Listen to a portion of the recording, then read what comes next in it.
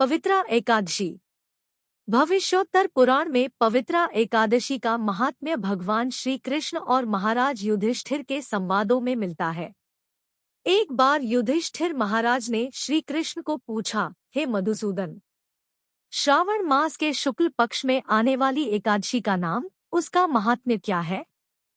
इस बारे में कृपया आप विस्तार से वर्णन करें। भगवान श्री कृष्ण ने कहा, इस एकादशी का नाम पवित्रा है। जो भी इस व्रत की महिमा को श्रवण करेगा उसे वाजपेय यज्ञ के फल की प्राप्ति होगी। बहुत वर्षों पहले द्वापर युग के प्रारंभिक काल में महिजित नामक राजा महिष्मतीपुर नामक राज्य पर राज करते थे। अपनी संतान की तरह प्रजा का रक्षण करते थे।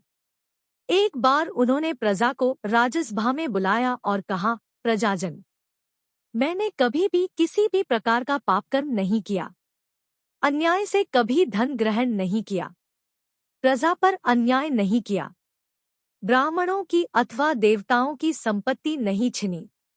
कानून सबके लिए एक समान है। उपयुक्त समय पर गुनाहों के लिए मैंने अपने रिश्तेदारों को भी दंड दिया है। धार्मिक और पवित्र मेरे शत्रु को भी मैंने उपयुक्त आदर और सम्मान भी दिया है। हे ब्राह्मणों, इस धार्मिक मार्ग का आचरण करते हुए भी मुझे पुत्र प्राप्ति नहीं हुई। कृपया आप इस पर विचार करके मुझे मार्गदर्शित करें।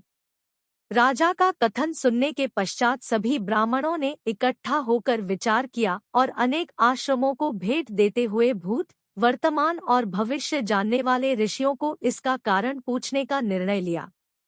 इसलिए उन्होंने वन में जाकर अनेक आश्रमों को भेंट दी। अंत में भ्रमण करते हुए लोमश ऋषि के पास पहुंचे।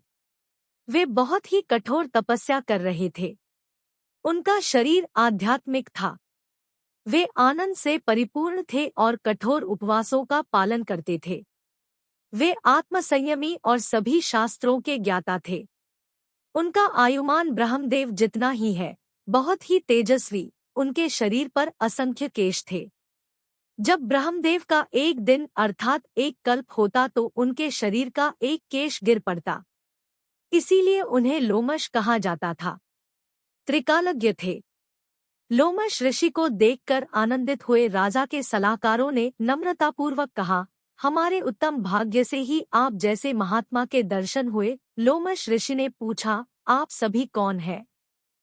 यहाँ आने का प्रयोजन क्या है? मेरी स्तुति करने का कारण क्या है? ब्राह्मणों ने कहा, हमारे ऊपर आई हुई विकट समस्या के निर्मूलन करने के लिए हम यहाँ आए हैं। हे ऋषिवर, हमारे राजा महिजित निपुत्रिक है। उन्होंने संतान की तरह हमें पाला है। राजा का दुहक हमसे नहीं देखा जाता, इसीलिए कठोर तपस्या करने के लिए हम यहाँ आए हैं। पर हमारे महद्भाग्य से आप जैसे महात्मा की भेंट हुई है। आप जैसे महान व्यक्ति के दर्शन से कार्य सिद्धि होती है। हे द्विजवर, हमारे निपुत्र राजा को पुत्र होने के लिए आप हमें कृपया उपाय बताएं। यह सुनते ही लोमश ऋषि ध्यानस्थ हो गए और महिजित राजा के पिछले जन्म का वृत्तांत जानकर कहने लगे, यह राजा पिछले जन्म में वैश्य था। व्यापार के लिए एक गांव से दूसरे गांव भटकता था। एक बार घूमते हुए वह प्यास से व्याकुल हुआ। उस दिन द्वादशी थी। प्यास से व्याकुल घूमते हुए एक तालाब के पास पहुंचे। पानी पीने की इच्छा से वो किनारे पर पहुंचे। इतने में नए बछड़े को जन्म देने के पश्चात गाय बछड़े के साथ आकर पानी पीने लगी। उन्होंने फौरन उसे दूर करके खुद पानी पीने लगे। यह बड़ा पाप उनसे हुआ। इस पाप के कारण उन्हें पुत्र प्राप्ति नहीं हो रही है। यह सुनकर राजा के सलाहकार ब्राह्मणों ने पूछा, किस पुण्य से अथवा व्रत से राजा इस पाप से मुक्त होंगे? इस विषय में आप हमें बताइए। तभी लोमश ऋषि ने कहा, श्रावण मास के शुक्ल पक्ष में आने वाली पवित्रा नाम की एकादशी है। राजा और आप सब इस व्रत का पालन करें। उसके पश्चात आप सभी इस व्रत के पालन से मिलने वाला सभी पुण्य राजा को दीजिए। उससे राजा को पुत्र प्राप्ति अवश्य होगी। लोमश ऋषि की यह बात सुनकर सभी प्रसन्न हुए। उनको आनंद पूर्वक प्रणाम किया।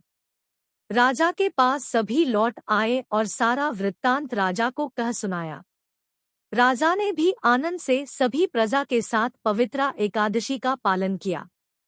द्वादशी के दिन सभी ने व्रत के प्रभाव से प्राप्त हुआ पुण्य राजा को प्रदान किया। कुछ दिनों पश्चात रानी को गर्भ धारणा हुई और उसने सुंदर पुत्र को जन्म दिया। हे युधिष्ठिर महाराज, जो कोई भी इस व्रत का पालन करता है वह सभी पापों से मुक्त होकर इस जन्म में और अगले जन्म में सुख की प्राप्ति करता है। जो कोई भी इस व्रत का महात्म्य श्रद्धा पूर्वक सुनेगा अथवा कहेगा, उसे इस जन्म में पुत्र प्राप्ति का सुख मिलता है तथा अगले जन्म में भगवत धाम की प्राप्ति होगी।